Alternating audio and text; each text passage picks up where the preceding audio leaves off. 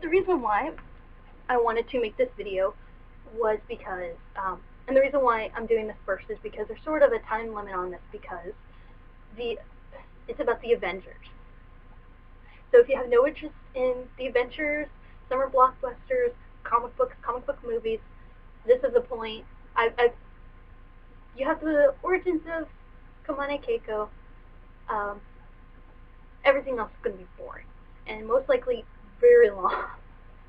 So just switch it off. It's not a big deal. I'm not going to care if you don't watch the rest of it if you're not interested. So, and if that's true, you should see me very soon. I hope. Um, I'm hoping by it's already May. Hopefully before summer really gets started. I'm really hoping. Um, so my review is about the Avengers, and it came out last Friday, but this was like a big thing. Even when I went just now, a few days after it's opened, it was packed, and the line was long. And I was very lucky. I managed to be at the front of the line because I got there too early. But so my experience in the movie theater. I should start by explaining. I adore movies, film, I guess, like any other type of art.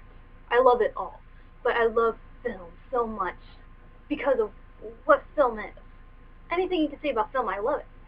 And it took me a while to even realize this because I would get mad at movies I didn't like. And people would ask me, well, why do you even care? It's just a movie. And I was like, I know, but it makes me so mad. And I realized it's because I love it. I'm very passionate about it. So I will talk a lot about technical things about how the movie was made. But enough of that later. I'll get there. And the other thing you need to know about me is I am a nerd, but it's rather recently I've been a nerd of American things. Not American specifically, because I really love, he's an ass, but I do love Alan Moore's writing. As a person, he's an ass, but he makes such good books. I don't care. I don't care how big an ass you are. If you make V for Vendetta, if you make Watchmen, you're golden in my book. Manly is kind of like that too. He's very self-involved. He made Sin City, and great movie for anyone. If you're the type of fan who wants everything to be just like the original, you're not going to be disappointed with Sin City. I know it's an older release, but I'm going to say verbatim. It is volumes 1, 2, and 4, I think, or it was 1, 3, and 4. They skipped a volume in there. But, like, even the internal monologuing, it was all there. And it was all straight out of the comic books, and it was great. And Bruce Willis was in it. Candace Bruce Willis. So, that's my stance coming into this movie. And also, I'm a big mark for Joss Whedon. And I was looking forward to this movie before I knew Joss Whedon even directed it. Because they've been building up to this for 5 movies. And that's really, like, that's very rare, I guess. But to come into a series, I mean, I did this a lot, but I'm an amateur working on amateur projects that never see the light of day. A big Hollywood studio going into a movie saying that we're going to have this movie and its sequel, and then 3 other movies. There were 5 movies leading up to this. And then there was Iron Man 1, Iron Man 1, The Incredible Hulk, Thor, and why am I spacing? Oh, Captain America, of course. The 4th Captain America movie, actually. And the second one to even talk about him punching Hitler in the face. I'm a big fan of nostalgia critic, that guy with the glasses, Spoonie especially.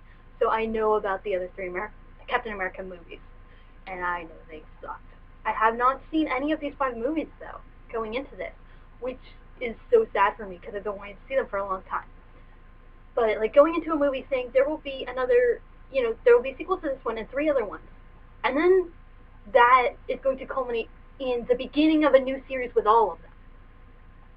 That's like a very long range plan for movies. Like, you could say I'm going to have a trilogy of something, or even like a series, whatever, but like to do it in that way is very unique, and there was a lot of build up to this. And I was very excited about it, and it looked really good. And I've heard really good things about the other ones. And what really got me interested in, I was starting to hear about Thor, and I was really intrigued by what I heard about that, and that got me interested in everything else. But I'm going to say this going in, I don't know that much about the Incredible Hulk in general, and I didn't hear a thing about the movie that came out about it. But anyway, so I heard Joss Whedon was going to direct this, and him being a comic book artist, like him making comic books, not being a comic book artist, but writing comic books, and making these very comic booky style TV shows and movies, and very, I mean, if you know Joss Whedon, you know exactly what I'm talking about. Him making a legitimate comic book movie seemed perfect for him. And I'm not going to say everything that Joss Whedon touched turns to gold, but this seemed like just, you can't go wrong, because you can't say that Joss Whedon doesn't care. You can't say that he's incompetent. Even if you don't like things he's done, he's not lazy. And he's not going to haphazardly put something in a movie that, or a TV show that doesn't belong there. Like, you know, Michael Bay. Yes, I badmouth Michael Bay too, and a lot. But surprisingly though, there was not a single Whedon actor in there. There was no one from Buffy, no one from Dr. Horrible Sing-Along Blog, no one from Firefly, or Comedy, I suppose. There were no Whedon actors in it, which was a little weird hearing Whedon's words come out of other people's mouths sometimes, especially with the funnier lines. The main cast, some of the side characters spoke more like Whedon actors, but like the main cast were sort of more straight-faced about it. It wasn't bad at all. But being a Whedon fan, it was a little alien, but it wasn't bad. So I was coming into this movie in my mind pre-blown, and then I was a little afraid that, like, well, if I come into this, I'm expecting, you know, all that in a bag of chips, you know, everything in the world. When it doesn't deliver in a little way, I'm going to be like, well, then it wasn't that great. And I came to that movie, and it was so much better than I expected. And I expected it to be amazing. And it was fantastic. It's really one of the best movies I've seen in a long time. Not the best movie ever. But, I mean, it's not meant to be. And this is what I really like about this movie, is that not every movie, and it should not be this way. There's no reason why it should be this way, but not every movie is Watchmen. Not every movie is The Dark Knight. Not everything is that serious. Not everything is that melodramatic. Not everything is that sort of brooding and dark. This is just a legitimately fun movie, and more than it being fun, it's also competent. It's a very competently made. Like, everything about it has such artistry to it. You can tell everything was put in there with care to make this really great experience, and it was a great experience. It's not Transformers. I mean, a lot of people can say that about Hollywood blockbusters. You just turn your brain off at the door and you watch your stupid movie. It's a stupid movie. What do you expect? But this movie, although it wasn't particularly deep, like Inception or anything like that, it's not stupid. It's not insulting. It's not that it's smart specifically, but it's not meant to be smart. Which sounds really bad, but it's just fun. It's just an enjoyable experience. And it was really refreshing to get a movie like that. So, that was my overall review. And I'm about to talk about previews I saw, because there were amazing previews, and I have to talk about them. And then after that, there's going to be spoiler territory. So, once again, if you don't want to be spoiled, it's amazing. Like, you wouldn't even know. And like every comic book movie, it has a scene at the end of the credits.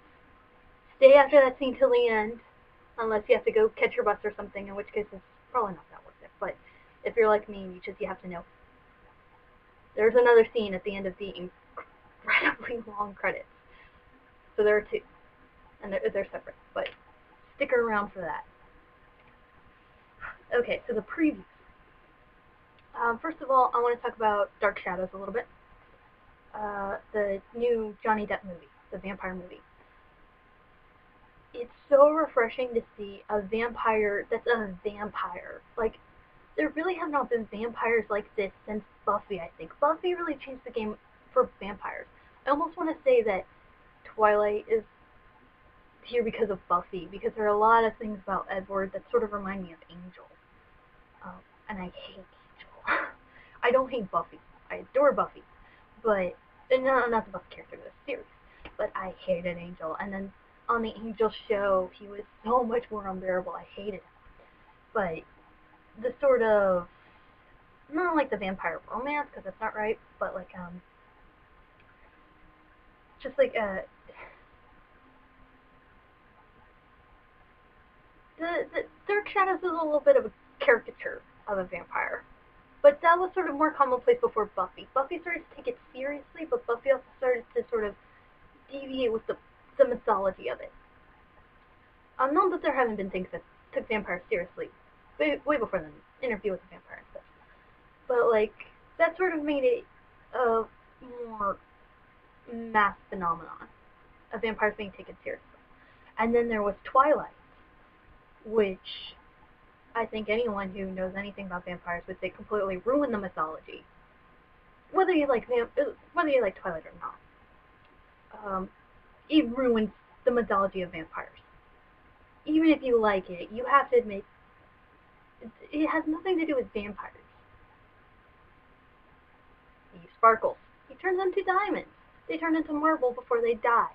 There's no blood in any sort of fight with a vampire, which is kind of stupid because they suck blood. You think they have blood. Whatever. There were a lot of things in Twilight that really harmed the mythology of it.